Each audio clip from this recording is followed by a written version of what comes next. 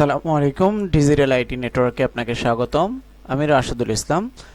আমাদের আজকে বিষয়টা হচ্ছে দেখতে পাচ্ছেন এখানে যে একটা গুগল ক্রোমের শর্টকাট আছে। এই শর্টকাটের যে চিহ্নটা, এই চিহ্নটা মানে থাকবে না। সেটার জন্য যে কাজগুলো করতে হবে সেটা আপনি যদি না চান যে আমি শর্টকাটে এরকম চিহ্ন রাখবো না, আমি ফ্রেশ একটা সফটওয়্যার বা অ্যাপসের লোগো রাখবো, তো সেটা করতে চাইলে কীভাবে করব সম্পূর্ণ ভিডিওটা দেখবেন। আশা করি চ্যানেলটা সাবস্ক্রাইব করে রাখবেন।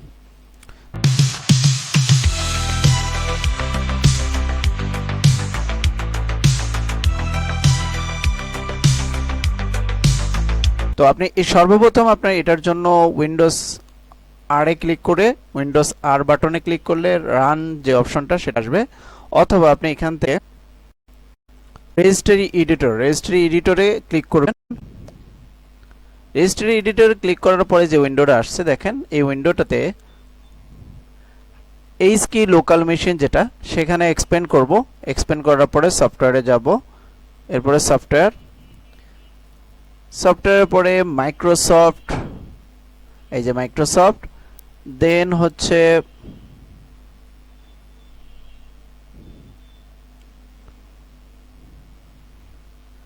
উইন্ডোজ, সবার নিচে থাকবে উইন্ডোজটা।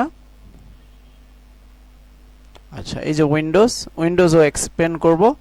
এরপরে হচ্ছে উইন্ডোজে যাওয়ার পরে কারেন্ট ভার্সন, উইন্ডোজে আসলাম। উইন্ডোজে আসার পরে এই যে কারেন্ট ভার্সনের পরে এক্সপ্লোর, এরপরে এক্সপ্লোর যেটা ই দিয়ে, তো এক্সপ্লোরে যাব। এই যে এক্সপ্লোরে ক্লিক করার আগে আমি এখানে রাইট বাটন ক্লিক করে একটা নিউ কি ক্রিয়েট করতে হবে, তো নিউ কি ক্রিয়েট করার জন্য এখানে লিখব, দেখেন শেল আইকন, SHELL,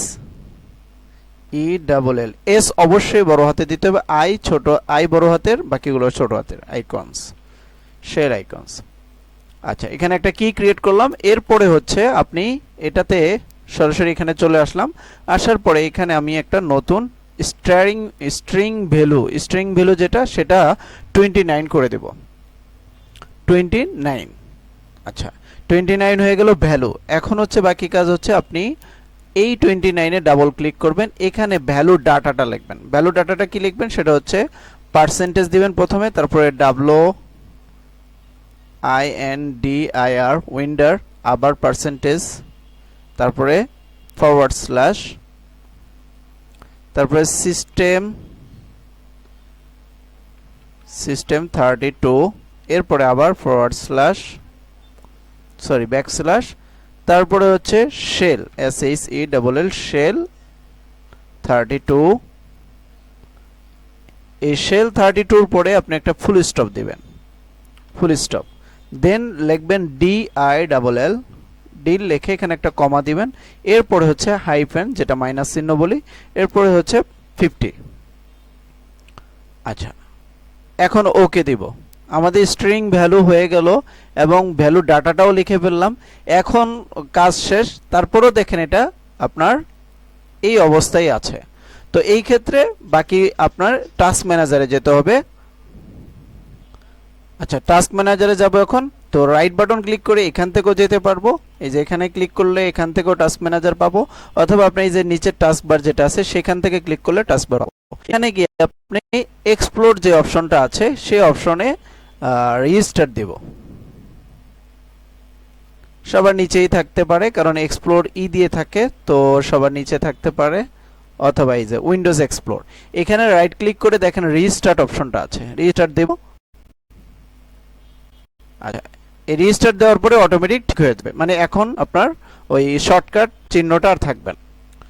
এই যে দেখেন এখন কিন্তু শর্টকাট যে চিহ্নটা সেটা কিন্তু আর নেই।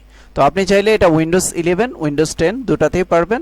আচ্ছা, এখন যদি সেই শর্টকাট চিহ্নটা যদি আপনি আর না চান, যে না আমি আবার শর্টকাট চিহ্নটা চাচ্ছি আগের অবস্থায় ফিরে যাব, তাহলে সেখানে যাবেন, রেজিস্ট্রি এডিটরে যাবেন।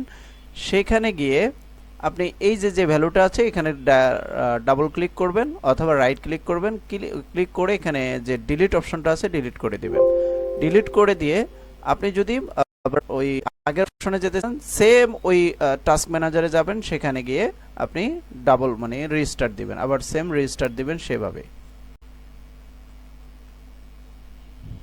তো আশা করি এই ডাবল ক্লিক ওইখানে রেজিস্টার দিলে আশা করি হয়ে যাবে। তো ভালো থাকবেন, সুস্থ থাকবেন, আসসালামু আলাইকুম।